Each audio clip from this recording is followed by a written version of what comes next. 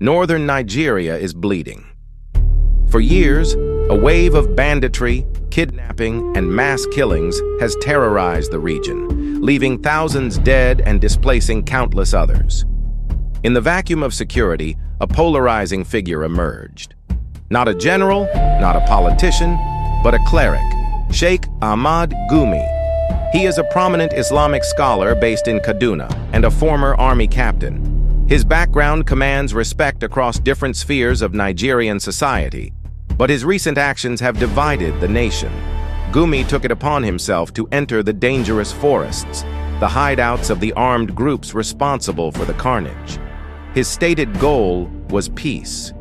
He argued that the government's purely kinetic military approach was failing and would only lead to an endless cycle of violence. Gumi positioned himself as a mediator. He met face-to-face with notorious bandit leaders, surrounded by high-caliber weapons, in an attempt to broker truces. He began advocating for amnesty. He likened the bandits to the Niger Delta militants, arguing that government neglect forced them into violence. This is where the controversy explodes. Critics argue Gumi is not mediating, but rather acting as a de facto spokesperson for terrorists. His rhetoric often sparks outrage. He has publicly criticized the Nigerian military's tactics, sometimes accusing them of triggering the violence.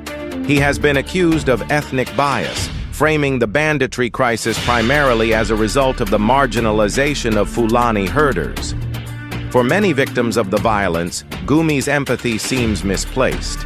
They see a cleric humanizing mass murderers while the blood of innocents is still fresh on the ground. When high-profile kidnappings occur, Gumi has often inserted himself into the narrative, sometimes facilitating talks, raising questions about his level of access. So why does he do it? Gumi insists he is driven by religious duty to save lives when the state cannot protect its citizens. He argues that unless the root causes, poverty, lack of education, and loss of grazing land, are addressed, the war will never end. He believes these armed groups are fundamentally essentially guerrilla warriors fighting for survival against a system rigged against them. However, security analysts worry his actions undermine state authority.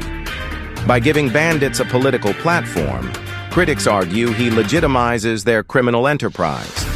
The debate reached a fever pitch when government officials openly accused him of unpatriotic utterances that embolden criminals.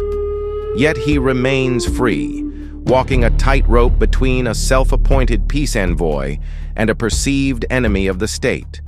The role of Sheikh Ahmad Gumi remains one of the most complex puzzles in Nigeria's fight against insecurity. Is his dialogue a necessary evil to stop the killing, or is it fuel for the fire that is burning down the north? The answer, tragically, may only be clear when the guns finally fall silent.